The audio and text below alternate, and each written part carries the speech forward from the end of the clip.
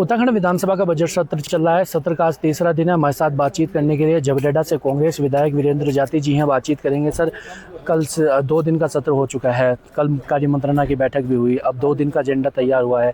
प्रश्नकाल भी हो रहा है। जो सवाल आप पूछ रहे हैं, क्या संतुष्टि भरा जवाब सत्ता पक्ष की तरफ से या मंत्रियों की तरफ से मिल रहा है?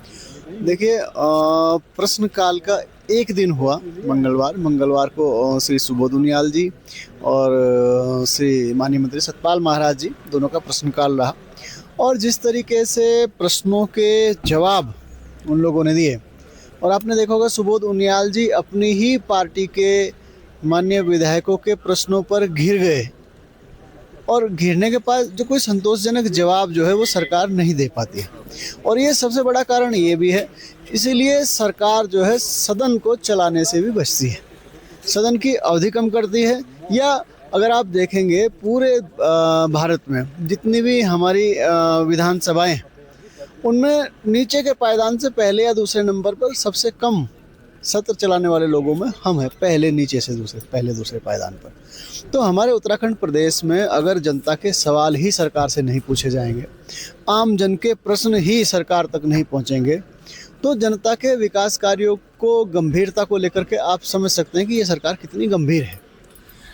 सत्ता पक्ष की तरफ से कहा जा रहा है कि जो सत्र की अवधि को लेकर विपक्ष बात कर रहा है वो बिजनेस के आधार पर है। अगर बिजनेस होगा तो सत्र आगे भी जो है वो चलाया जाएगा। जब बिजनेस ही नहीं है तो आगे इतना सत्र कैसे चलेगा? देखिए, सत्र जो हमारी विधानसभा है वो नियमावली से चलती है, और अगर हम नियमावली को तरीके से देखें, नियमावली का पूरा पठन पाठन अगर सरकार कर ले तो उसमें स्पष्ट लिखा है महामहिम राज्यपाल के अभिभाषण पर 3 से 4 दिन की चर्चा होगी, बजट लेआउट पर 3 से 4 दिन की चर्चा होगी। अगर हम नियमावली के हिसाब से चलो तो मिनिमम सत्रावधि जो है कम से कम 10 से 12 दिन होती है। लेकिन सदन नियमों के बिल्कुल विरुद्ध, नियमों के बिल्कुल विपरीत चलाया जा रहा है, और हम लोग कह रहे हैं कि भाई सदन को, इस सर्वोच्च सदन को नियमों के अनुसार चलाया जाए, ताकि उत्तराखंड की जनता के प्रश्न, उत्तराखंड की जनता के तमाम मुद्दे यहाँ सदन में आ सकें। और हमारा सबका उद्देश्य है, मैं नहीं कहता हूँ, हम सबका उद्देश्य है एज ए विपक्ष, हम विपक्ष के विधायक होने के नाते, विपक्ष के लोग होने के नाते, हमारा उद्देश्य है जन कल्याण हो, उत्तराखंड अग्रणी पंक्ति में खड़ा हो। हम लोग भी इसके लिए प्रतिबद्ध हैं। आगे अब विपक्ष की क्या भूमिका रहेगी? आगे सरकार को किन मुद्दों पर घेरने का काम विपक्षी दल करेगा, या आप जो अपनी विधानसभा के क्या ऐसे मुद्दे हैं जिनको लेकर आप सदन में रखेंगे? देखिए, सरकार को घेरने का काम हम लोग तमाम जनता से जुड़े मुद्दे हैं, तमाम ऐसे मुद्दे हैं जो जनता से सीधा सरोकार रखते हैं। देखिए, बिजली के बिल आजकल जिस तरीके से भयावह तरीके से बढ़ रहे हैं, बिजली के टैरिफ में धीरे धीरे करके बहुत ज़्यादा बढ़ोतरी कर दी गई है, और किसानों की बिजली उत्तर प्रदेश में फ्री है, हमारे उत्तराखंड में मुफ्त नहीं है।